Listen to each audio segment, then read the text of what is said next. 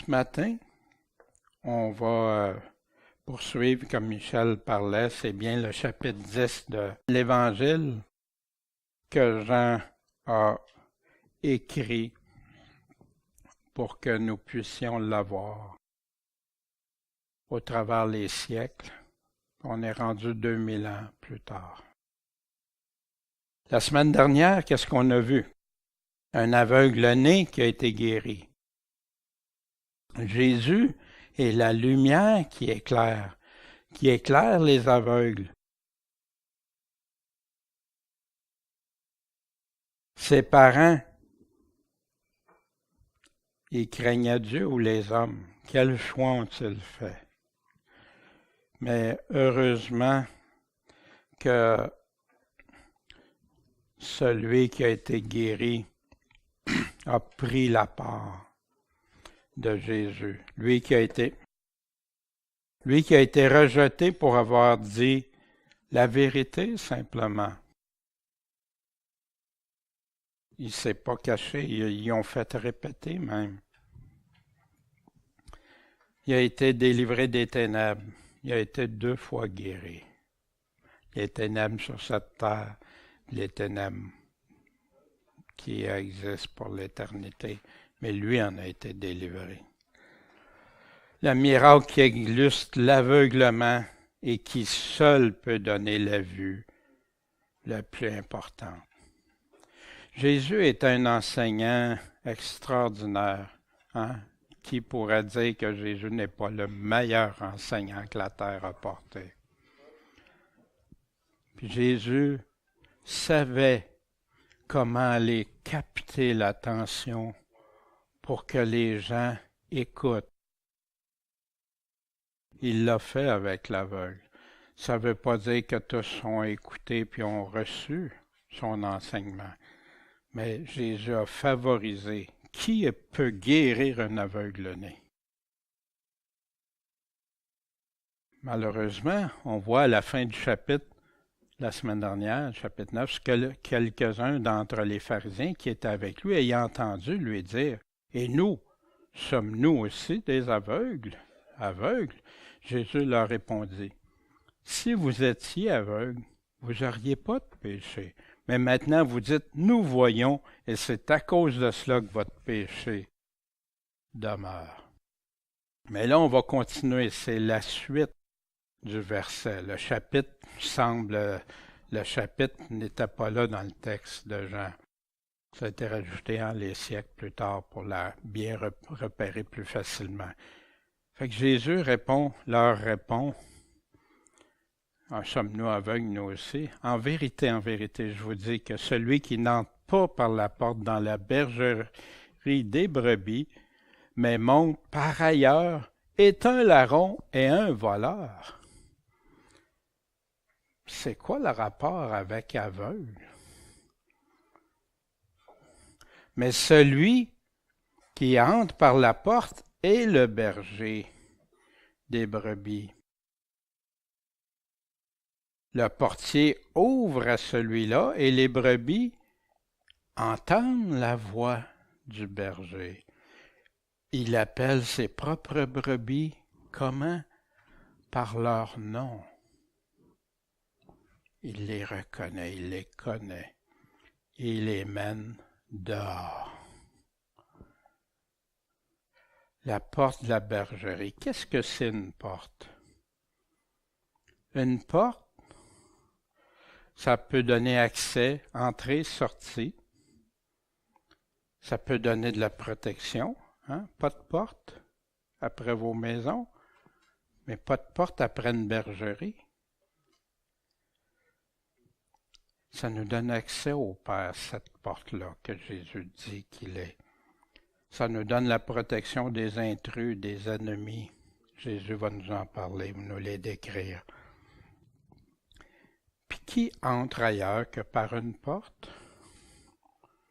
Qui fait ça entrer ailleurs que par une porte? La porte de la bergerie. Puis quand il a mis ses brebis dehors, il va devant elles. Il ne les laisse pas. Non, il va devant elles. Et les brebis le suivent parce qu'elles connaissent sa voix. C'est lui que les brebis veulent suivre. Un peu plus loin, on va voir ça, chapitre 18, quand Pilate avait dit à Jésus, « Es-tu donc roi? » Jésus a répondu, « Tu le dis que je suis roi. Je suis né pour cela, et c'est pour cela que je suis venu au monde. Dans quel but? Afin que je rende témoignage à la vérité. » Pourquoi Jésus est venu? Rendre témoignage à la vérité. « Quiconque est de la vérité entend ma voix. » Voyez-vous? C'est intéressant quand on laisse juste Jésus répondre. Puis Jésus disait, « Sanctifie-les par ta vérité. » Il parlait à Dieu le Père. Ta parole est la vérité.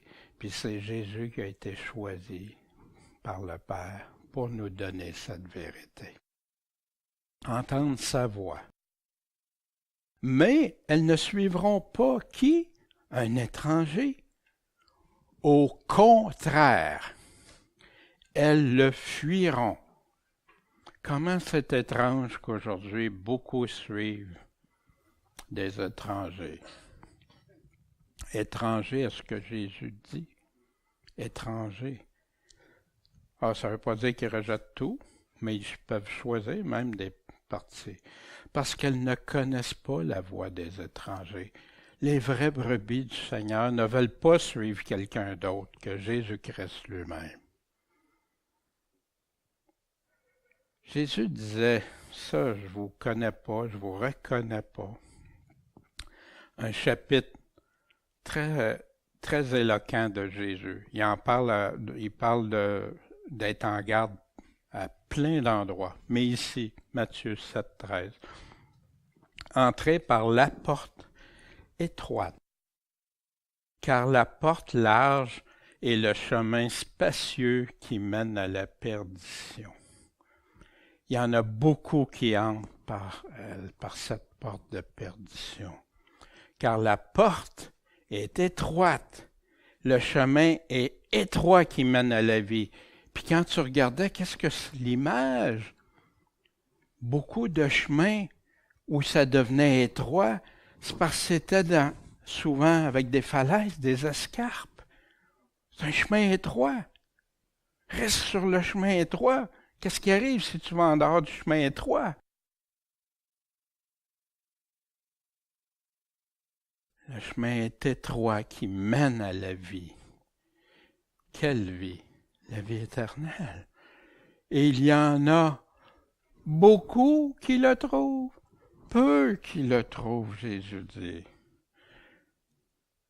Fait que relié à ça, le chemin de la perdition, puis le chemin de la vie éternelle, c'est quoi? Or, gardez-vous des faux prophètes. C'est de ça qu'il est en train de parler.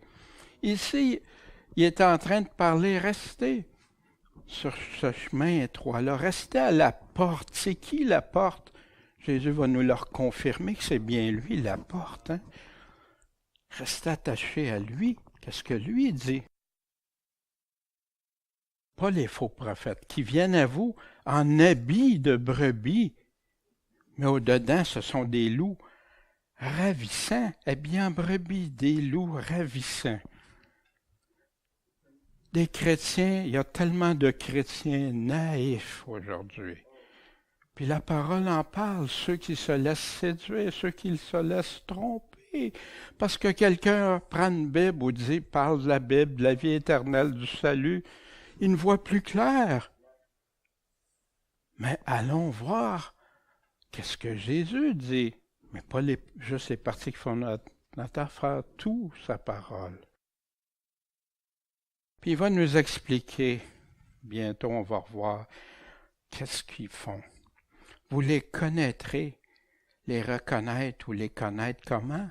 À leurs fruits, à ce qu'ils produisent. Cueille-t-on les raisins à des épines ou les figues à des charbons? Ainsi, tout bon arbre fait de bons fruits, mais le mauvais arbre fait de mauvais fruits. Le bon arbre ne peut pas faire de mauvais fruits, ni le mauvais arbre faire de bons fruits. Tout arbre qui ne fait pas de bons fruits est coupé et jeté au feu. On va voir ça dans Jean 15. Jésus dit les mêmes choses, mais il parle du cep avec les fruits. C'est des passages parallèles. Mais ceux qui ne portent pas de bons fruits, ils les coupent, ils sont jetés au feu. Mais ceux qui portent des fruits, ils les émondent pour enlever ce qui n'est pas de Dieu. Vous les connaîtrez donc à leurs fruits. On va y revenir bientôt parce que Jésus va revenir avec. Jésus leur dit cette parabole, cet exemple, cette illustration, cette image. Mais les autres, ils n'ont pas compris. Pourquoi ils parlent de la porte, le berger, la bergerie, la bergerie? Pourtant, c'est un exemple qu'ils connaissaient bien. Mais là, l'application que Jésus va en faire. Fait que Jésus leur dit donc encore, en vérité, je vous le dis que je suis la porte des brebis, par où peuvent entrer ou sortir les brebis. Je suis la porte. La porte, c'est lui qui rouvre, qui ferme. Il est cette porte. Une image, on sait très bien que Jésus n'est pas une porte physiquement, mais qu'est-ce qu'il représente? Il est cette porte. Tout autant qu'il en est venu avant moi, sont des larrons et des voleurs, mais les brebis ne les ont pas écoutés. Non, il vient de le dire, ils ne suivent pas des étrangers. Puis aujourd'hui, est-ce qu'il y en a qui ont fait ça, qui ont suivi des larrons et des voleurs? C'est rempli. Jésus nous en parle et les apôtres aussi. Je suis la porte. Si quelqu'un entre par moi, il sera sauvé. Ici, il y a une condition, c'est d'entrer par Jésus. Pas par une personne, pas par une religion, pas par une dénomination, pas par rien, par moi-même, non. Par Jésus. Il entrera et sortira, puis il trouvera de la pâture. Qu'est-ce que c'est de la pâture? C'est la nourriture. Quelle est cette nourriture, sinon ces paroles? L'homme ne vivra pas de pain seulement. Quand il dit « ils n'ont pas écouté », trouvera la pâture. Pourquoi la confusion alors dans les églises qui se contredisent ou qui essaient de tout niveler pour avoir une apparence que c'est pareil? Les paroles de Dieu puis les opinions humaines. Comment reconnaître sa voix parmi tant d'autres explications? Tant de théologie. Je suis en train de lire des livres pour trouver. J'ai été tellement surpris quand j'ai appris que des enseignements que j'avais eus, il y en a plusieurs qui venaient de la Réforme. Puis dans la Réforme, j'ai découvert que certains de ceux qui disaient la Bible seulement interprétaient la Bible avec les interprétations de pères de l'Église reconnue catholique. Augustin en fait partie. Wow! Wow! Puis on me dit que... Puis quand tu regardes cet homme-là qui avait suivi Origène aussi dans ses interprétations, puis qui donne des sens, on l'avait déjà vu, quelle interprétation il faisait du bon samaritain. Incroyable, incroyable.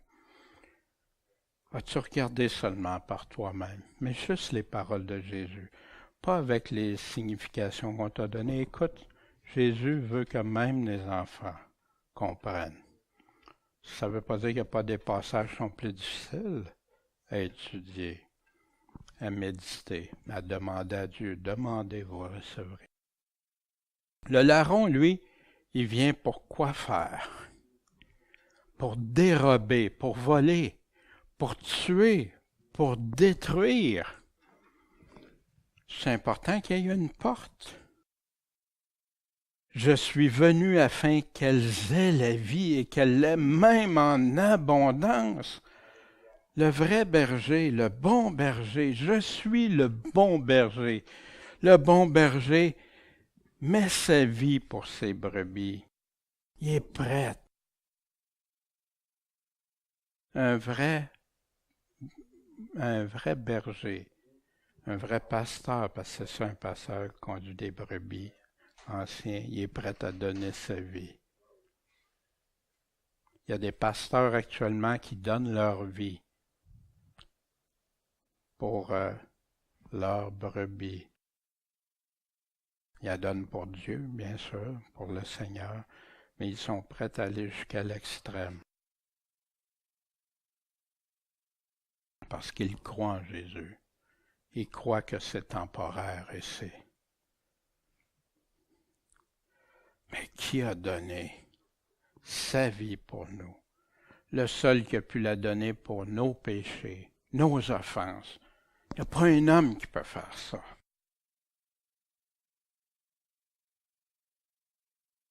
Les bergers, la vie ou la mort. Le vrai berger, il donne du ciel, il donne la vie en abondance, il donne sa vie. Les bergers de destruction pour dérober, tuer et détruire.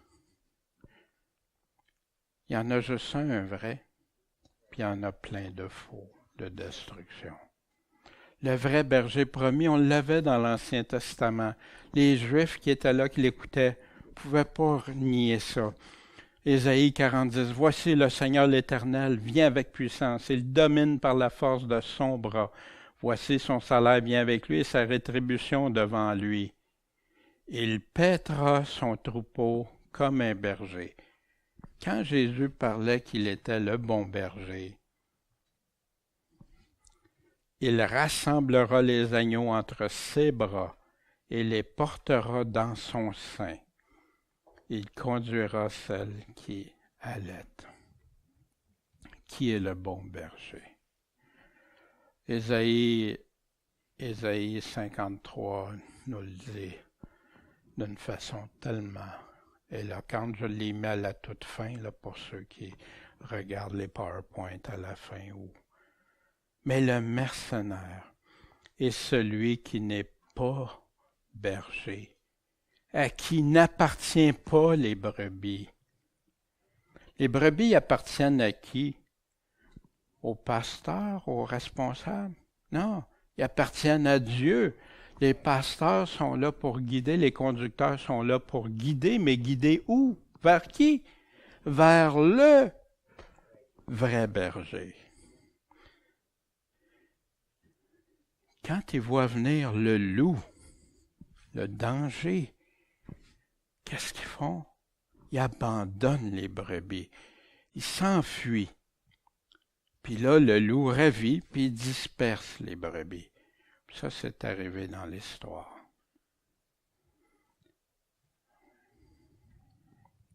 Puis ça va se reproduire à la toute fin. Ainsi, le mercenaire. Qu'est-ce que c'est un mercenaire en passant?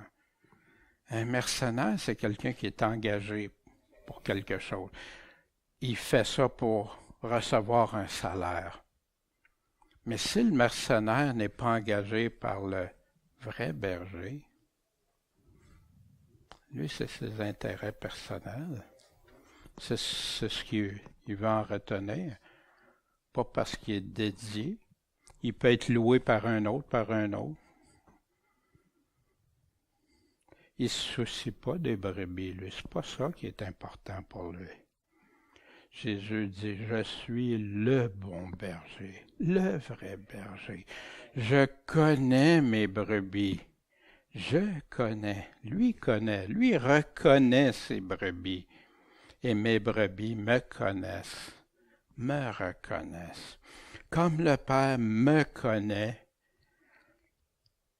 je connais aussi le Père, et je donne ma vie pour mes brebis.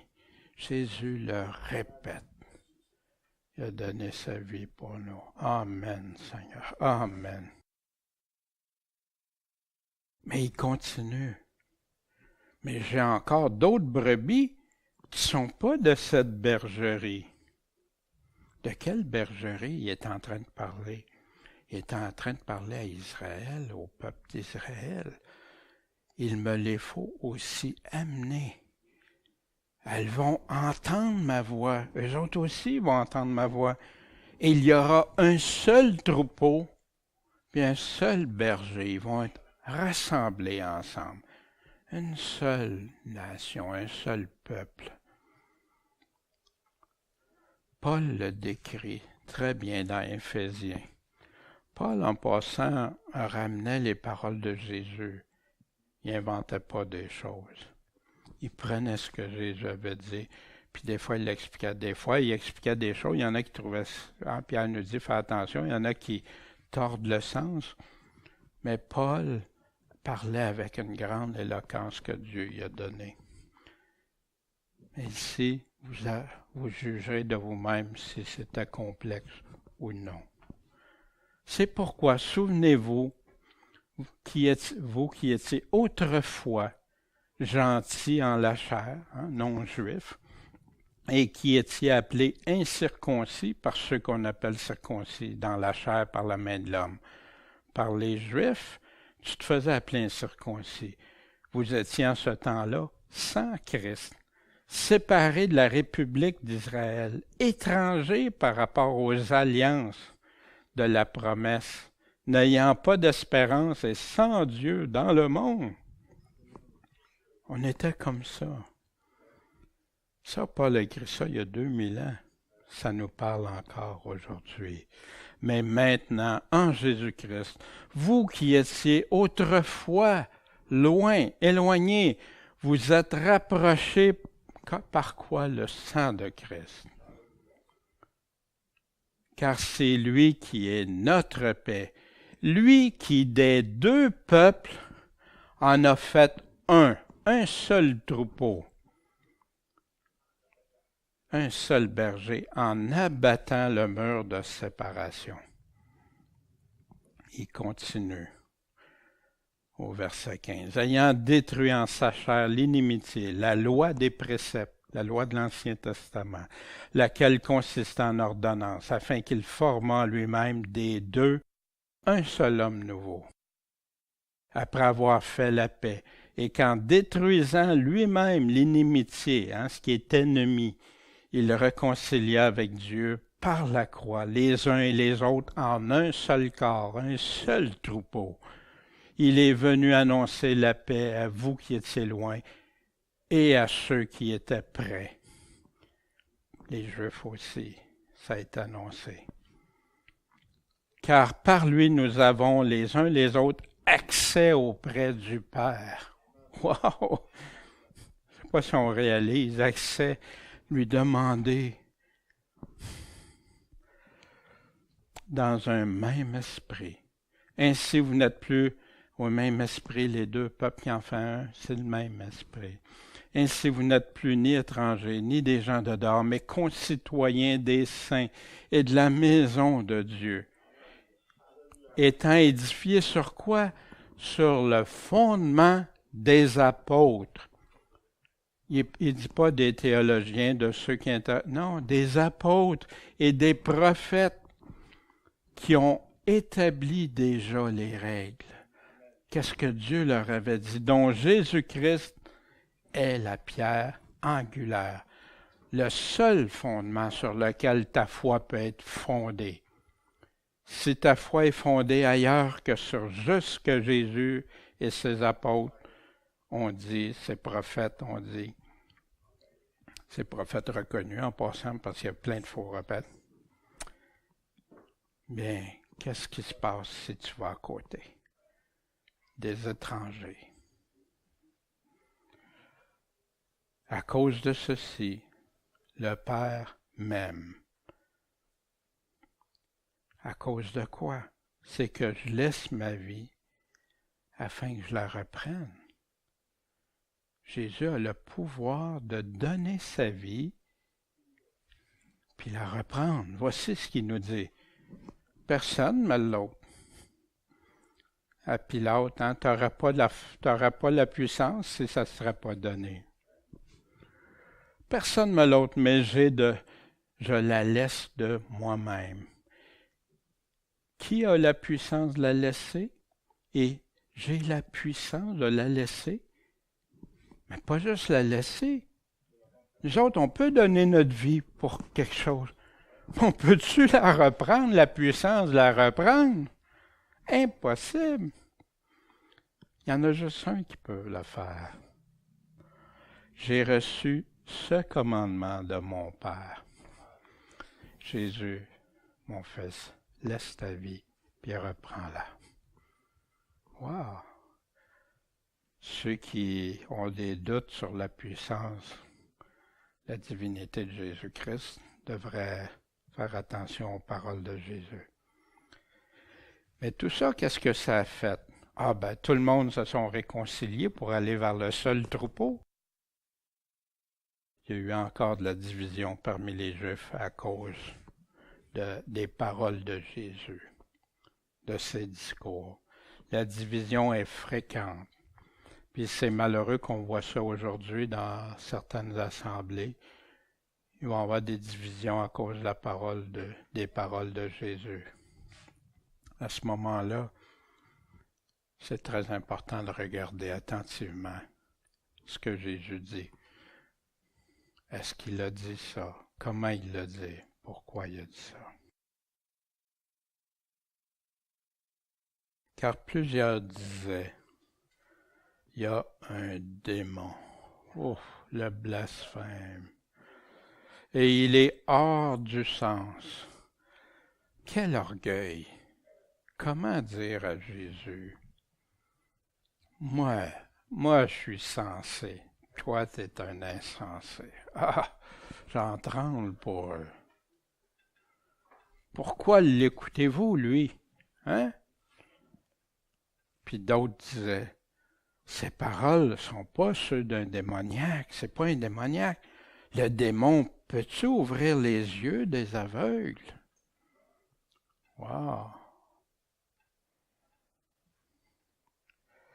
Et ça fait la fin de la réponse de Jésus qui avait demandé, sommes-nous aveugles, nous aussi? Qu'est-ce qui se passe? Jésus affirme être le vrai berger, le bon. C'est lui qui avertit puis qui dénonce les faux bergers, les mercenaires qui avaient juste leur propre intérêt et orgueil. Puis Jésus leur tendait la perche, entrez par la porte. Au lieu de ça, plusieurs l'ont rejeté. Encore une fois. Puis il y en a d'autres encore que ça a fait des divisions. Parmi ceux qui croyaient, il y en a qui ont pris parti d'un bord ou de l'autre. Il y a juste deux positions, hein, seul, en ce qui concerne Jésus et ses paroles. Totalement pour ou totalement contre. Puis les tièdes, Jésus en parle.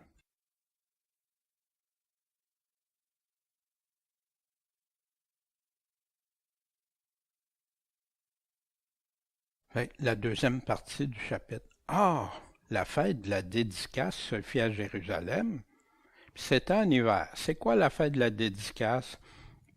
C'est que ça durait 8 jours. C'est pas une fête de l'Ancien Testament. Ça s'est fait quand ils ont reconsacré le temple après que le temple a été souillé. Puis c'est arrivé. On a une référence qui viendrait de Maccabée, dans les Maccabées, hein, qui avait eu une souillure, puis tout ça. Mais c'est dans des livres apocryphes, historiques, mais non bibliques. Mais ici, la fête de la dédicace ramenait à le temple qui a été dédié. Puis c'était quand? En hiver. Et Jésus se promenait dans le temple au portique de Salomon. Les Juifs l'environnèrent et lui dirent: « Jusqu'à quand tiens-tu notre âme en suspens? Pourquoi tu nous laisses comme ça, là? Si tu es le Christ, dis-nous-le franchement. » Ça vous est-tu déjà arrivé que quelqu'un, vous avez dit quelque chose à quelqu'un, puis il avait expliqué de toutes les façons possibles, le plus clairement possible, puis que là, la personne te questionne? Ça nous est tous arrivé, hein?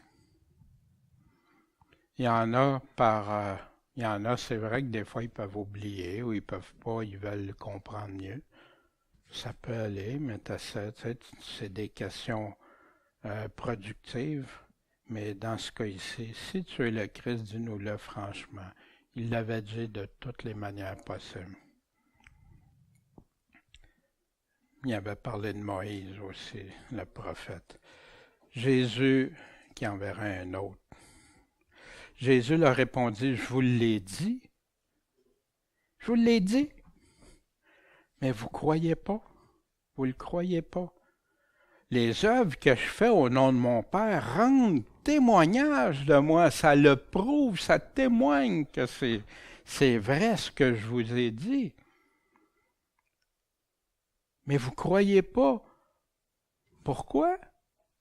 Parce que vous n'êtes pas mes brebis, comme je vous l'ai dit. » Wow!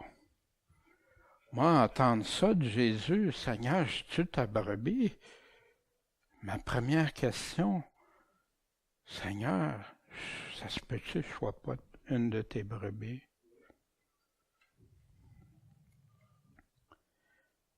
Il dit la différence. Mes brebis entendent quoi? Ma voix. Jésus répète ça. Et je les connais, je les reconnais. Connaître et reconnaître, c'est la même chose. Hein? Les gens oublient ça des fois. Ils le reconnaissent. Mais lui nous reconnaît comme chrétiens, nous reconnaît comme ses brebis. Et elles me suivent. Maintenant, qu'est-ce que c'est une brebis? Ça entend, ça comprend la voix du Seigneur. Quelle est sa voix, sinon sa parole? Lui nous connaît à ce moment-là et elles me suivent. On va voir ça dans Jean 14 et 15 aussi. Vous allez voir, Jésus va revenir avec ça. Les vrais chrétiens, selon Jésus lui-même, entendent ma voix, écoutent et comprennent ses paroles. Je les connais. Qui reconnaît-il et qui est-ce qui ne reconnaît pas? On a vu tantôt une partie, vous les connaîtrez, on les reconnaîtra, puis on va voir. Ils marchent selon sa volonté, le suivent, mettent en pratique ses commandements, prêts à tout pour le suivre. Y a-t-il une erreur dans ça? Hébreux 5.9. Et ayant été consacré, Jésus a été l'auteur du salut éternel pour qui? Pour tous ceux qui lui obéissent, qui le suivent.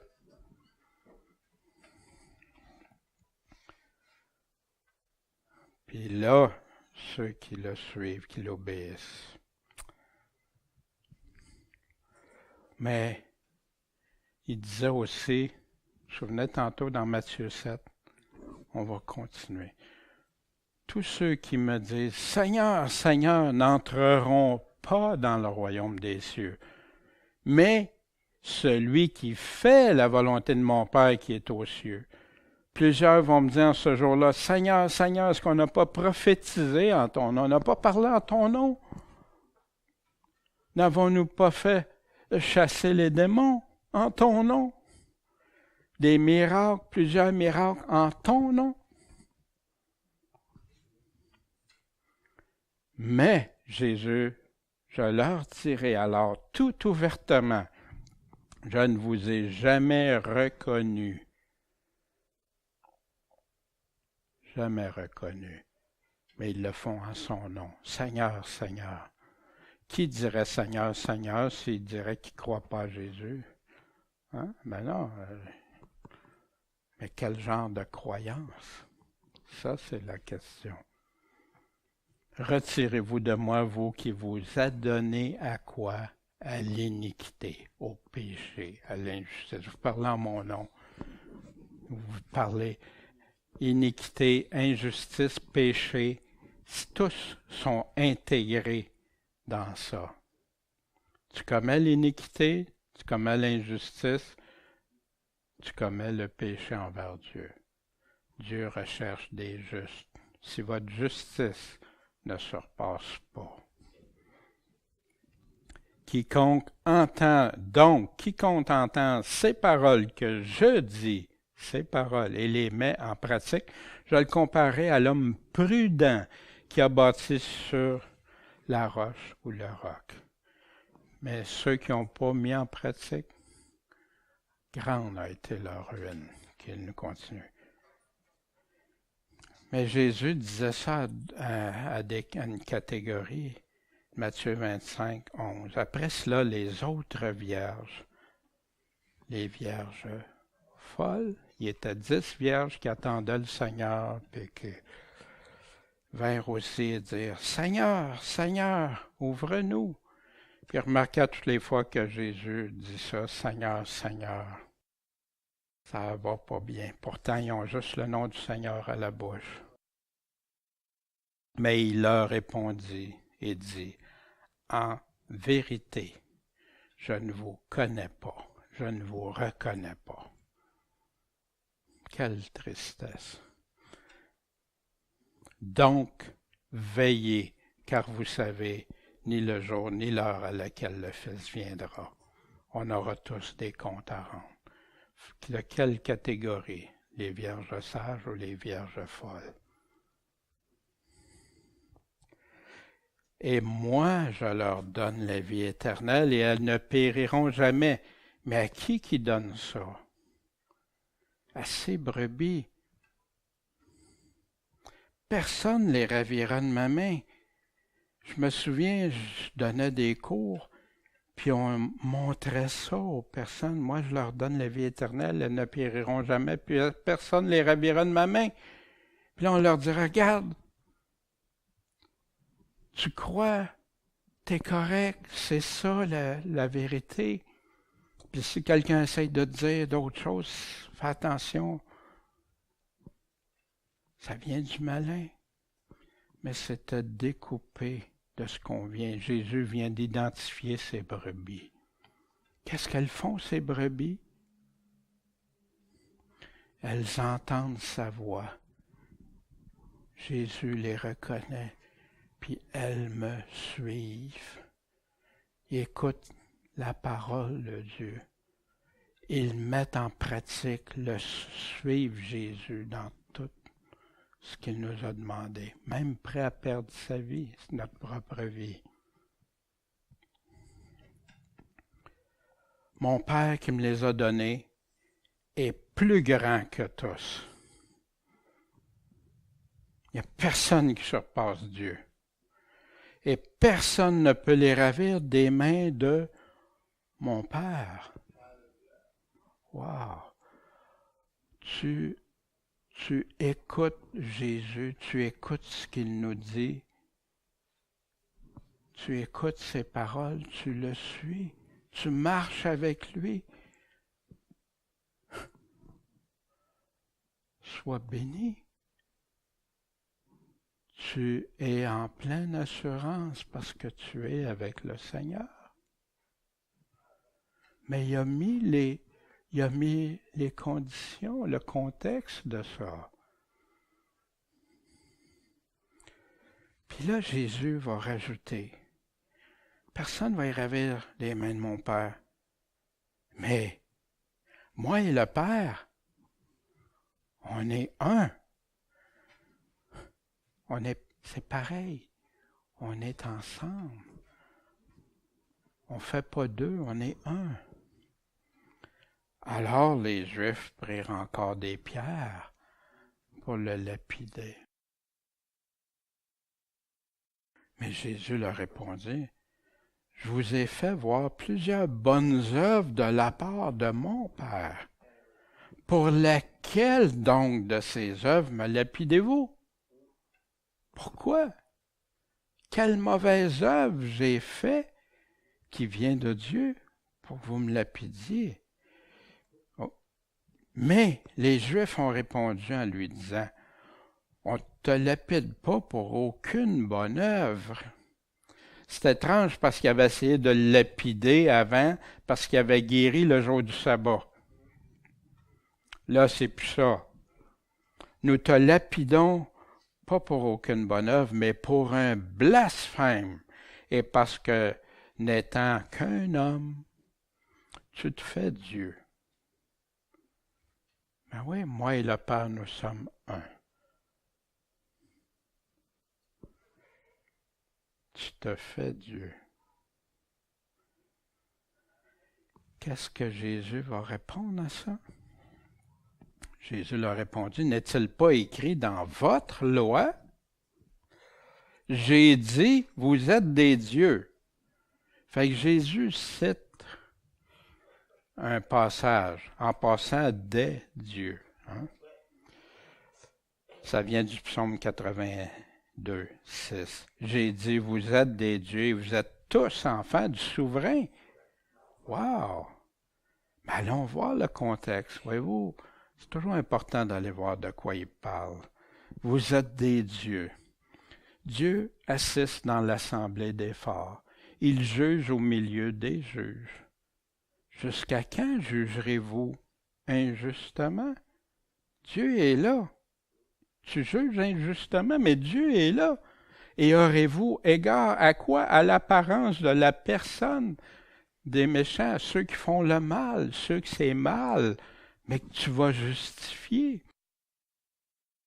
Faites droit à celui qu'on opprime, puis à l'orphelin, aux vulnérables. Faites justice à l'affligé, puis aux pauvres. Vous vous souvenez, Jacques qui en parle de ça. Hein? Délivrez celui qu'on maltraite et le misérable. Retirez-le de la main des méchants. Ça arrive aujourd'hui pleinement dans plein de pays pour ceux qui vivent pour Christ. Plus de 50 pays que les chrétiens sont persécutés. Est-ce qu'on peut faire quelque chose? Oui, on peut prier. On peut envoyer des ressources financières aussi pour les aider. Prier à qui, par exemple? Pour que ça soit bien.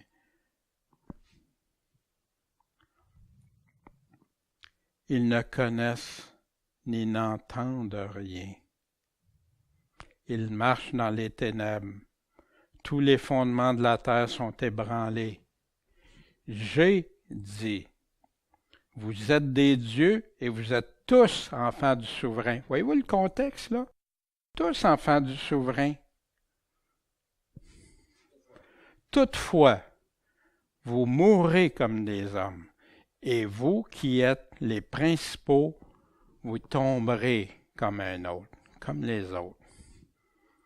Ô Dieu, lève-toi, juge de la terre, car tu auras en héritage toutes les nations. Vous êtes des dieux?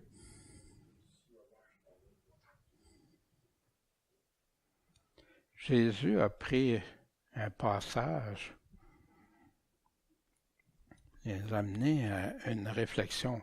Il connaissait ce passage-là. À quoi ça amène ce passage-là?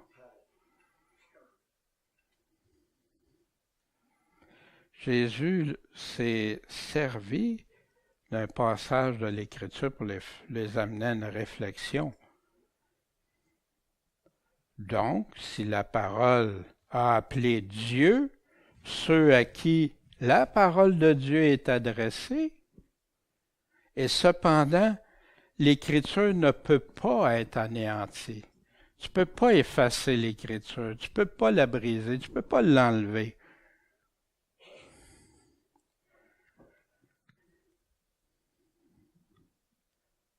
Jésus disait, car je vous dis en vérité que jusqu'à ce que le ciel et la terre soient passés, il n'y aura pas un seul iota, un seul trait de lettre qui va passer, que toutes ces choses ne soient faites. Gaston nous parlait l'autre fois, hein, qu'en hébreu, le seul petit point, le seul petit trait pouvait. Hein, la parole ne peut pas être anéantie. Jésus a pris un passage biblique. Vous m'attaquez parce que je suis fils de Dieu, parce que vous dites que je dis que je suis fils de Dieu. Puis pourtant, la Bible a dit, vous êtes des dieux, puis à cause de ça, vous êtes prêts à me tuer.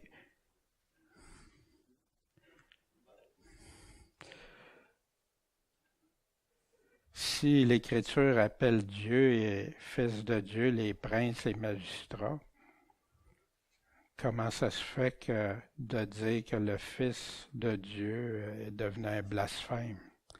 Le ciel et la terre passeront, mais mes paroles ne passeront pas. La Bible est immuable. Sa voix immuable, toute parole de Dieu est pure. Il est un bouclier à ceux qui ont leur refuge vers lui. N'ajoute rien à ces paroles, de peur qu'il ne te reprenne et que tu sois trouvé menteur. Dans la Révélation, l'Apocalypse 22, 18, Jésus dit, je proteste à quiconque entend les paroles de la prophétie de ce livre, que si quelqu'un ajoute à ces choses, Dieu fera tomber sur lui les plaies écrites dans ce livre. Si quelqu'un retranche quelque chose des paroles du livre de cette prophétie, Dieu lui enlèvera la part qu'il a dans le livre de vie. C'est impossible que ça soit effacé, mais c'est pas ce que la parole de... Je vais croire la parole de Dieu avant, parce qu'il en parle à plusieurs endroits du livre de vie, puis que ça peut être effacé. Si je crois la Bible, si je crois une théologie humaine, ben là, je peux croire différent. Dans la sainteté, les choses qui sont écrites dans ce livre. Celui qui rend témoignage de ces choses dit, certainement, je viens bientôt. Amen. Qui a dit ça? Qui suis-je pour dire, ajouter ou enlever des paroles de Jésus? Ici, on parle bien sûr dans le livre de l'Apocalypse, mais il dit dans Deutéronome, au début de la Bible, au milieu de la Bible, puis à la fin de la Bible, pour dire que c'est impossible d'enlever la part dans le livre de vie. Alors que Jésus dit le contraire, que les injustes deviennent encore plus injustes, que les justes deviennent de plus en plus justes. Dites-vous que je blasphème, moi, que le Père a sanctifié, il a mis à part, et qu'il a envoyé au monde parce que j'ai dit, je suis le Fils de Dieu. Fait que vous dites, la parole dit que vous êtes les dieux, puis moi, parce que je dis que je suis Fils de Dieu, ben, c'est un blasphème. Si je ne fais pas les œuvres de mon Père, ne me croyez pas. Mais si je l'ai fait, puis que vous ne vouliez pas me croire, ben au moins, croyez à ses œuvres, afin que vous connaissiez et que vous croyiez que le Père est en moi et moi en lui. Si vous rejetez, mais au moins, regardez, examinez ces œuvres-là. Mais à cause de cela, ils ont cherché encore à le saisir, mais il a échappé de leurs mains. Il s'en alla encore au-delà du Jourdain, à l'endroit où Jean avait baptisé au commencement, puis il a demeuré là. Plusieurs sont venus à lui, puis ils disaient, quant à Jean-Baptiste, il n'a fait aucun miracle, mais toutes les choses que Jean a dites de celui-ci étaient vraies, étaient véritables. Et là, plusieurs crurent là, en lui, au Jourdain. Ceux qui avaient été baptisés par Jean-Baptiste, hein, puis là, ils ont vu, waouh, ce qu'il nous avait dit de lui, c'est vrai. Là, ils ont cru en lui. Puis en passant, ceux qui avaient été là, c'est ceux qui se repentaient. Ceux qui se sont repentis, qui se sont détournés de leur voie mauvaise. Jésus, dans ce chapitre-là, illustre des choses très percutantes. Le vrai berger, les vraies brebis, les faux, et comment ils agissent. Puis en disant ça, il confrontait les Juifs à ceux qui avaient de l'honnêteté, qui avaient de l'intégrité, qui avaient un amour de la vérité, à reconsidérer. Mais ils ne croyaient pas. Ils continuaient à persister. Au contraire, ils devenaient de plus en plus hargneux envers Jésus. Dans les réflexions d'autrefois, des années 1700, ce que Jésus-Christ disait en parlant de soi-même sous l'image d'un berger est beaucoup plus clair pour nous qu'il ne l'était pour les Juifs. Ça, je suis pas si sûr, parce que pour les Juifs, un bon berger, il y avait des exemples, puis il y avait aussi dans l'Ancien Testament qui parlait du bon berger, du berger qui était pour envoyer, mais ça va. Nous savons parfaitement que notre Seigneur est le vrai berger qui a donné sa vie pour ses brebis, c'est-à-dire pour tous ses fidèles, et qui est venu pour rassembler dans son Église tous ceux d'entre les Juifs et les païens qui croiraient en lui. C'est ça l'unité qui nous parle souvent. Faire un peuple des deux peuples. Cela nous engage à reconnaître d'un côté l'amour infini de Jésus, notre bon berger, qui nous a si tendrement aimés, qui a souffert la mort pour nous acquérir le salut et la vie, et de l'autre. Combien notre bonheur est grand d'être du nombre de ces brebis qu'il a rachetées par son sang et à qui il destine la vie éternelle. Avez-vous ce bonheur-là?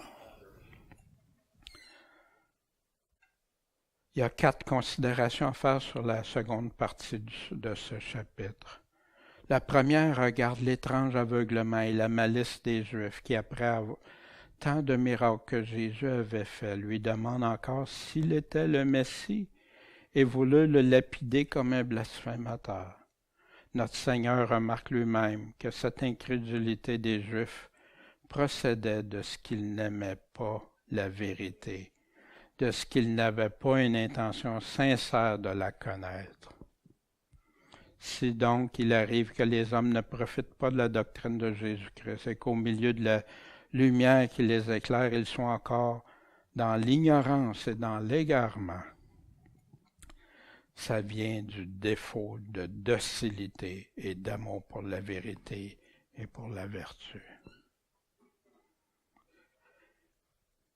La deuxième considération est que la marque et le caractère des brebis de Jésus-Christ, c'est-à-dire de ses vrais disciples, est d'écouter la voix de leur divin berger et de le suivre et de lui obéir. Troisièmement, nous voyons dans ce discours de notre Seigneur que le bonheur et le salut des vrais fidèles est assuré, puisqu'il déclare qu'il les connaît, qu'il leur donne la vie éternelle et qu'elles ne périront jamais, que personne les ravira de ses mains. Ces paroles doivent remplir tous ceux qui aiment le Seigneur Jésus-Christ d'une grande consolation et d'une ferme attente de la gloire et de la félicité qu'il leur réserve dans son royaume. Quand tu sais que tu es en sécurité, en protection, puis tu sais qu'est-ce qui s'en vient, qu'est-ce qui s'attend, mais partiellement parce que Dieu nous dit que ça va dépasser au-delà de ce qu'on pense. Ce que Jésus-Christ dit sur la fin de ce chapitre, en 4e, qu'il pouvait prendre avec justice le titre de Fils de Dieu, il doit nous convaincre pleinement de sa divinité et de l'excellence de sa charge, surtout puisque nous savons d'ailleurs qu'il est Dieu et homme tout ensemble, en quoi nous avons les plus grands motifs de croire en lui et à lui rendre obéissance que nous lui devons, si justement à cause de l'autorité qu'il a sur nous et de l'amour qu'il nous porte. Est-ce qu'on a cet amour? Est-ce qu'on reconnaît cet amour? Est-ce qu'on reconnaît son autorité? Les réflexions pour aujourd'hui. Par quelle porte es-tu entré? Qui est notre porte?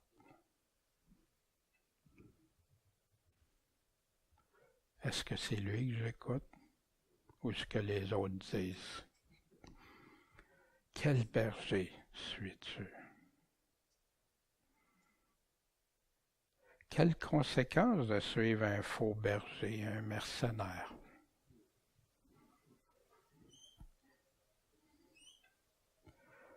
Comment les reconnaître? Comment? Vous savez, c'est facile de prêcher au nom de Jésus, dire des choses de Jésus, puis montrer la Bible, puis faire toutes sortes de choses. Mais si tu n'entends pas sa voix, puis tu ne le suis pas lui, tu ne pratiques pas lui, qu'est-ce qu'il te dit? Tu fais partie des autres. Mes brebis entendent ma voix et me suivent. Là, je les reconnais. Qu'est-ce que Jésus voulait dire quand il a dit « entendre ma voix ». Je les connais, puis elles me suivent. C'est une réflexion, c'est importante pour tous ceux qui sont des enfants de Dieu. Puis l'Écriture ne peut pas être anéantie.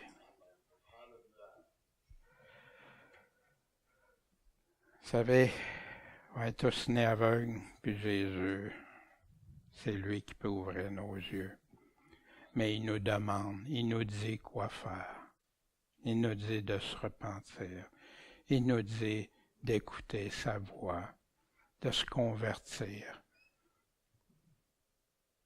de lui donner notre vie, qui devient la vie que lui, c'est lui qui nous l'avait donnée, cette vie-là. On lui fait simplement lui remettre, puis vivre selon pourquoi il nous a créés.